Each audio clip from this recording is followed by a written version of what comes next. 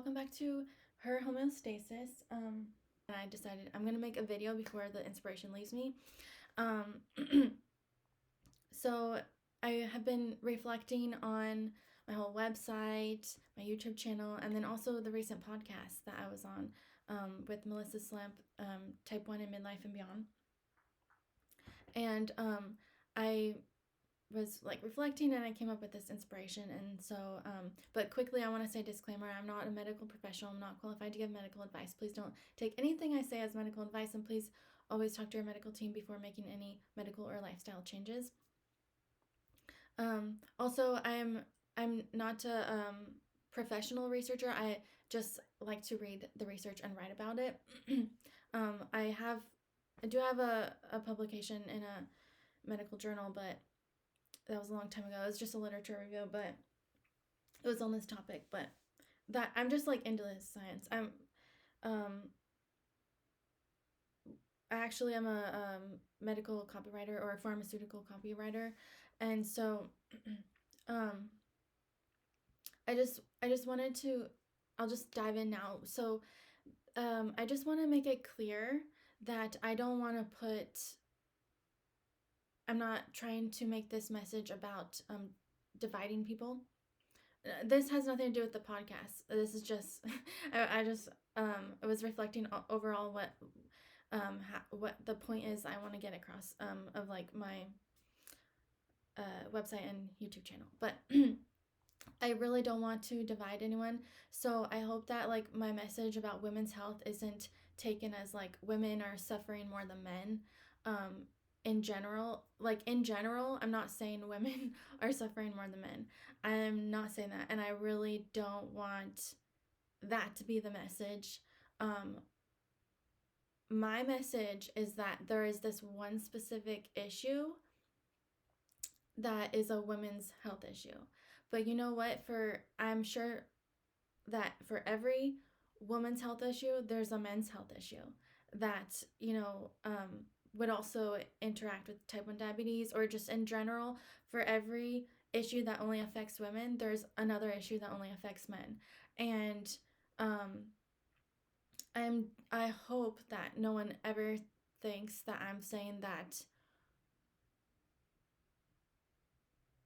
overall women have it worse than men. Like, I'm not trying to compare. I'm not trying to compare, but there are certain things that really only affect women, and I'm using general terms for the sake of easier communication. But yeah, and I've had female physicians that did not take my women's health issue seriously, and I've had male physicians that did, and vice versa. There's male and female physicians that take my women's health issues seriously, and then there's male and female physicians that don't. And I'm also not trying to divide physicians against patients. That's also not what I'm trying to do. And I want to make that very clear. Like, we need to work together. That is how I think we can actually help women more, is when we work together. And so, but if I don't share my honest experiences, like I've been through these experiences, and I know that other females have been through very similar experiences, and sometimes those experiences are not they're not great experiences, and I have to be honest about that, because if we don't identify a problem, we can't fix the problem. We have to identify it first, right? So I'm going to be honest about that. I've had some negative experiences as a patient, but I'm not against physicians. Like, I need them to save my life. Like, I appreciate physicians, and when people go into medicine, they're married to medicine. It's a huge commitment. Like yeah. But I think what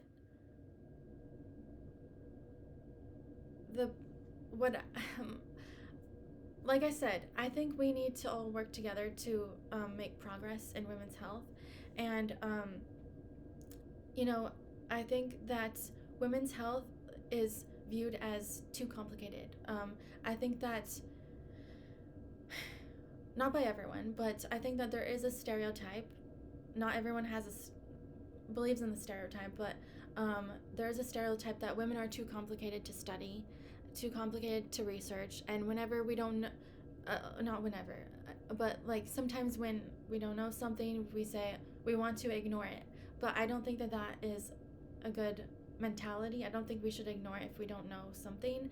We should just try our best to figure it out, and in the meantime admit that we don't have the answer yet, but we will get an answer, and just do our best to do what we can in the meantime. And I think that that was also, I don't want to put words in anyone's mouth, but I think that was also kind of what Melissa might have been trying to say, or that is, I feel what her message was, but I don't want to put words in anyone's mouth. But like, we can't wait around for the research. That's what and it's so true. We can't. Like, I've been living with type 1 diabetes for 30 years. I haven't like I'm doing things right now to manage and take care of my type 1 diabetes as a female. And like, that's what we need to do. We need to do the best that we can in the meantime, and we can be in tune with our bodies. And I think that that is exactly also the point of what Melissa was saying when she was like, who are the experts? And that is such a great point, because it's like, we know our bodies best, and that's why it's so. And I'm not trying to be be against researchers either. Like, I really appreciate the efforts that researchers do, but as females with type 1 diabetes, when we read this research, when we look in the methodology, I think probably for a lot of us, at least for me, like, when it's like so obvious where there are flaws in the methodology, because we are experts in our bodies, and for us it's obvious where the holes are, or at least for a lot of us. And so I want to make it clear that we are experts, and other people are also experts in different things. Like, we need all the experts to get together and talk, because I know something that someone else doesn't know, but they know something that I don't know. And there's I think all the experts, like, endocrinologists, experts in ovarian hormones, nutritionists, I don't know, statisticians, like ethicists, like, everyone has their expertise. And I think that we are labeled as too complicated to study, because women's health, I think it's viewed as too complicated, but it's not actually that complicated. I kind of think about it how, like, I know like some people don't like math, but a lot of the times a math problem will look complicated, but when you break it down, each step is not complicated. It's just that there's a lot of parts to it. And unfortunately, even if you don't like math, as someone with type 1 diabetes, you're gonna have to do math. So just throwing that out there. But like in school, like, you might look at a complicated problem and think, or you might look at a problem and think it's so complicated. It's not. A lot of the times it's not really that complicated. It's just there's a lot of parts to it. And same thing with women's health. The reproductive system does not work by itself.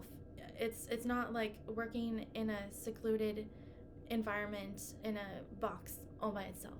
It works with the rest of the body, and the rest of the body works with the reproductive system, and the whole body is communicating with each other. So women's health affects the rest of the body, and the rest of the body affects women's health, and it's all working together and talking to each other to have us be functioning women. And so I think that in the same sense, different people with different areas of expertise need to come together in a room and talk about how to progress women's health, because I don't believe that we are too complicated to study. I just think that there's a lot of parts to it, and if we could all just work together, we can make progress in women's health. And we need to respect each other. We need to respect other people's areas of expertise. We need to respect different people's opinions, because everyone has different opinions, because we all have different experiences and we all have different minds. And that's when we work together, we can solve problems. And we are not too complicated to study. We just need to talk to each other. We need to share our expertise with each other. And like, that's why I think that we need a widely published international consensus workshop with a panel of experts, and experts from many different fields. And we need females with type 1 diabetes with lived experiences who actually understand how we're actually managing our disease on that panel. And I was really inspired by the conversation with Melissa. She really inspired me to think about that as well. And that's the beauty of just talking. And we could solve big things, because they look complicated, but when you break it down, it's not that complicated. We can do it. um I was about to say something, but I'm like, I don't know what all the rules are on YouTube, but anyways. But I believe in humanity. We are so smart. We all are so smart. We all have something to say. We need to get together, work together, respect each other. Let's not be divided. Let's not compare who's having it worse than someone else. And I'm not just only asking for experts that happen to be female. No, like there are, I'm sure there's male experts in a lot of different areas. We need to work together. And it's not, sometimes certain issues might look like only this person's issue, but when you work on trying to solve that person's issue, sometimes you learn something that can help someone else with a different issue. So if we learn more about women, who knows, we might be able to learn something about men in the process when we're trying to learn about women. Because sometimes that happens too. You are looking for an answer, but you find an answer to something else. Like you're looking for a specific answer, but you find the answer to something else, a different problem. So I think when we can help each other on these issues, we can we can make so much progress. And who knows, the result, whatever happens, I mean, there's endless possibilities of what we can do if we just work together. And I think that starts with just talking to each other. So I really hope that the research can move forward in women's health, and especially what I'm interested in is the research on females with type 1 diabetes. And yeah, so anyways, I hope, and then also I just want to remind you that my website is linked in the description below. Peace out.